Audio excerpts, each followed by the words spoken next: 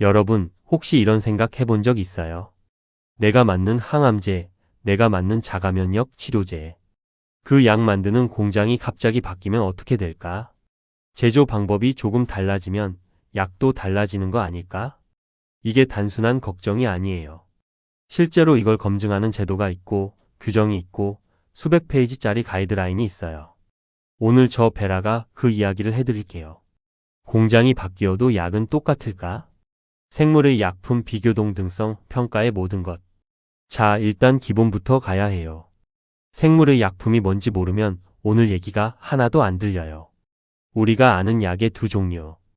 약은 크게 두 가지로 나눌 수 있어요. 첫 번째는 화학합성 의약품이에요. 우리가 흔히 먹는 해열제, 항생제, 혈압약. 이건 공장에서 화학물질을 배합해서 만들어요. 마치 레고 블록 조립하듯이 정해진 순서대로 분자를 이어붙이는 거예요. 분자 구조가 단순하고 매번 똑같이 만들 수 있어요. 두 번째가 바로 오늘의 주인공, 생물의 약품이에요. 이건 살아있는 세포를 이용해서 만들어요. 예를 들어볼게요. 인슐린 알죠? 당뇨 환자분들이 맞는 그 주사. 예전엔 돼지 췌장에서 뽑았어요. 근데 지금은 세균에게 인간 인슐린 유전자를 심어서 세균이 인슐린을 만들게 해요. 그 세균을 기르고 인슐린을 뽑아내고 정제해서 주사제로 만드는 거예요. 항체 치료제도 마찬가지예요. 류마티스 관절염, 크론병, 암 치료에 쓰는 그 비싼 주사들. 이것도 세포를 키워서 만들어요. 살아있는 세포가 항체 단백질을 분비하면 그걸 모아서 약으로 만드는 거예요. 왜 생물의 약품은 특별한가? 여기서 핵심이 나와요. 화학합성 의약품은 분자, 구조가 단순해요. 설계도대로 만들면 항상 똑같이 나와요. 공장이 바뀌어도 설비가 달라져도 분자는 그대로예요. 근데 생물의 약품은 달라요. 만드는 과정에 살아있는 세포가 개입해요. 세포는 환경에 민감하거든요. 배양 온도가 1도 달라져도, 영양분 조성이 바뀌어도, 키우는 탱크 크기가 달라져도 세포의 반응이 달라지고 그러면 최종 산물도 달라질 수 있어요. 이걸 딱 한 문장으로 정리하면 이거예요. 생물의 약품은 만드는 과정이 바뀌면 제품 자체가 바뀔 수 있다. 자, 여기서 질문이 생겨요. 그렇게 민감한 거면 그냥 처음 만든 방법 그대로 쭉 쓰면 되는 거 아니야? 현실은 그렇게 단순하지 않아요. 제조 방법이 바뀌는 현실적인 이유들. 회사가 약을 허가받고 나서 제조 방법을 바꾸는 이유는 정말 다양해요. 첫 번째, 생산 규모 확대예요. 처음엔 임상시험용으로 소규모로 만들었는데 허가가 나면 수십 배, 수백 배 더 만들어야 해요. 10리터짜리 탱크에서 키우던 걸 1만 리터 탱크로 바꿔야 하는 거예요. 탱크 크기가 바뀌면 세포 환경이 달라질 수 있어요. 두 번째, 품질 개선이에요. 더 순수한 약을 만들기 위해 정제 방법을 업그레이드 할 수 있어요. 더 좋은 여과 방법, 더 정밀한 분리 기술을 도입하는 거예요. 세 번째, 제조소 이전이에요. 공장을 다른 곳으로 옮기거나 생산 기지를 해외로 옮길 수 있어요. 환경이 달라지면 세포 반응도 달라질 수 있어요. 네 번째, 원료 공급 업체 변경이에요. 세포를 키울 때 쓰는 배양액, 각종 시약의 공급 업체가 바뀔 수 있어요. 같은 성분이어도 제조사가 다르면 미세한 차이가 생길 수 있거든요. 이런 변경들 다 필요한 이유가 있어요. 더 많은 환자에게 공급하기 위해, 더 좋은 품질을 위해, 더 효율적인 생산을 위해. 오히려 이런 개선을 막으면 안 되죠. 근데 문제가 있어요. 이렇게 바꿨을 때 약이 진짜로 똑같은지 어떻게 확인해요? 여기서 오늘의 핵심 개념이 등장해요. 비교 동등성 평가. 영어로는 comparability study라고 해요. 직역하면 비교 가능성 연구인데 쉽게 말하면 이거예요. 바꾸기 전 약 vs 바꾼 후 약 이 둘이 동등한지 증명하는 과정. 단순히 눈으로 봐서 비슷해 보이면 되는 게 아니에요. 과학적으로 체계적으로 비교해야 해요. 그리고 그 결과를 문서로 남겨서 식약처에 제출해야 해요. 비교 동등성 평가 어떻게 해? 품질 평가 필요시 비임상시험 필요시 임상시험. 품질 평가에서 뭘 보나? 품질 평가에서는 크게 네 가지를 봐요. 첫째, 물리화학적 성질이에요. 약의 분자 구조가 같은지, 모양이 같은지, 화학적 특성이 같은지, 단백질이라면 1차 구조부터 3차 구조까지 다 확인해요. 둘째, 생물학적 활성이에요.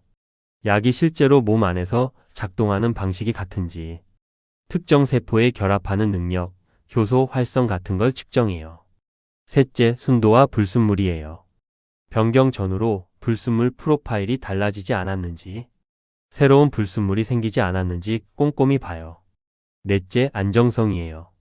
바꾼 후에 약이 유통기한 동안 잘 유지되는지, 보관 조건에서 제대로 버티는지 확인해요.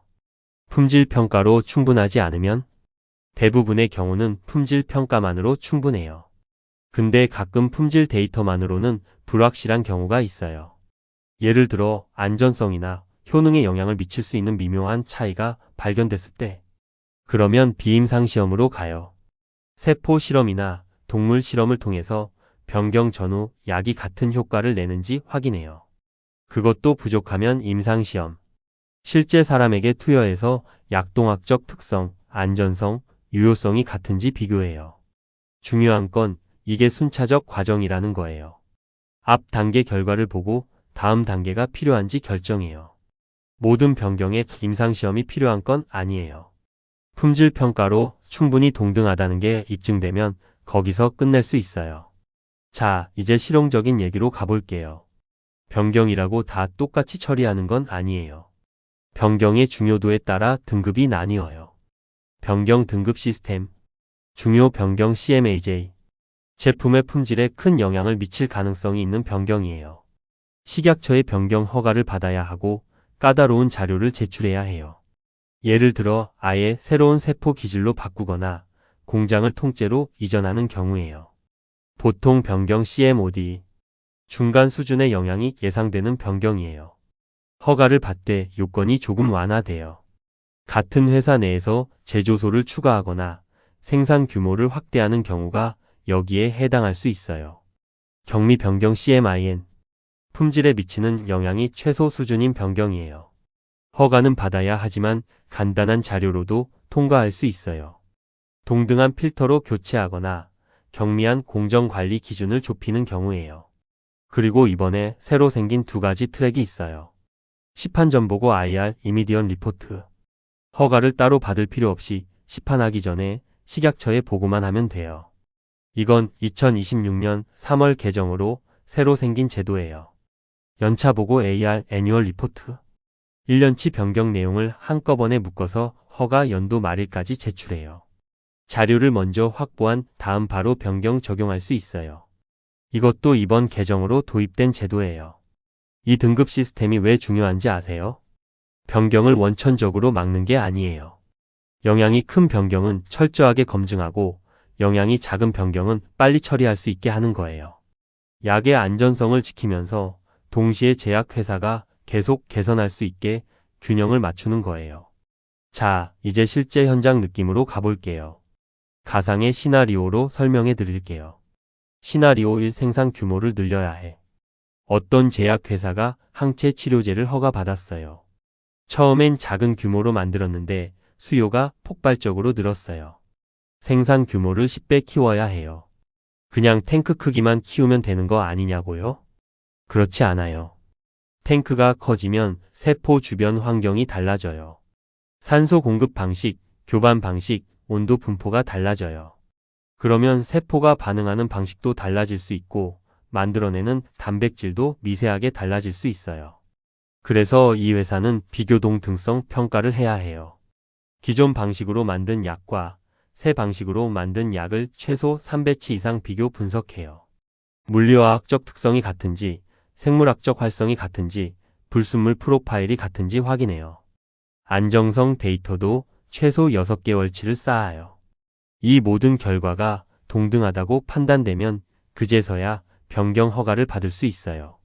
시나리오 2 세포 운행을 새로 만들어야 해. 또 다른 상황이에요. 약 만드는 세포를 세포 운행에 냉동 보관하고 있잖아요. 그 세포 운행이 점점 줄어들어서 새로 만들어야 해요. 세포 운행을 새로 만드는 것도 변경 이벤트예요. 아무리 원래 세포에서 나온 거라도 배양 과정에서 조금씩 달라질 수 있거든요. 그래서 새 세포 운행으로 만든 약도 기존과 동등한지 검증해야 해요. 세포 운행 적격성 평가부터 시작해서 실제 약 품질 비교까지 다 해야 해요. 공통점 데이터로 증명해야 한다. 두 시나리오의 공통점이 뭔지 아세요? 느낌으로는 안 돼요. 경험상 괜찮을 것 같다도 안 돼요. 데이터로 수치로 증명해야 해요. 변경 전후 배치 데이터, 안정성 시험 결과, 공정 검증 자료. 이걸 다 갖춰서 제출해야 식약처가 검토를 시작해요. 자, 마지막으로 가장 중요한 질문이에요. 이 복잡한 제도가 우리 일반인들한테 왜 중요해요? 환자 관점에서 보면 요즘 항체 치료제, 세포 치료제 받으시는 분들 많잖아요. 암 환자분들, 자가면역 질환 환자분들. 이 치료제들이 생물의 약품이에요. 이 약들은 어마어마하게 비싸요. 그리고 환자 몸에 미치는 영향이 엄청나요. 근데 그 약을 만드는 공장이 바뀌거나 제조 방법이 바뀌어도 지금 설명한 비교동등성 평가를 통과해야만 시장에 나올 수 있어요.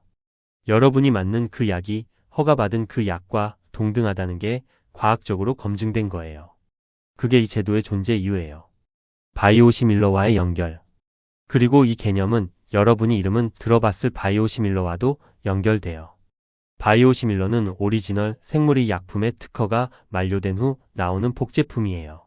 일반 복제약 제네릭이랑 개념은 비슷한데 훨씬 더 복잡해요.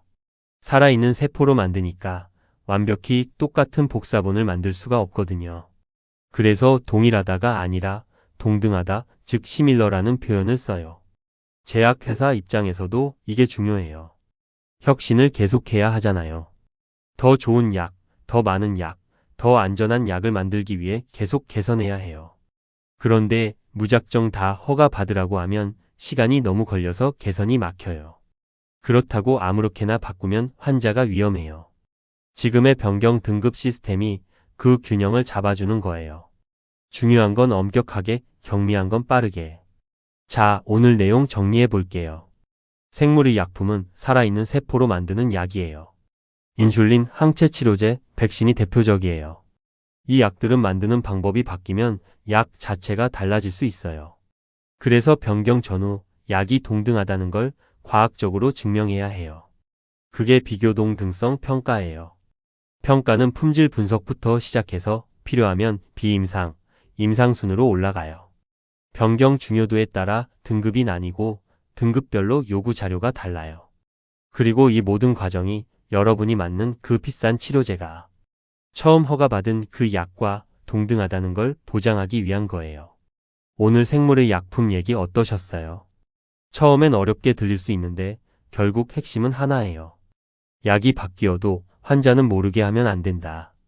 이게 이 모든 복잡한 제도의 철학이에요. 다음 영상에서는 또 다른 제약 이야기로 찾아올게요. 구독하시고 알림 켜두시면 놓치지 않아요. 저는 베라였어요. 다음에 만나요.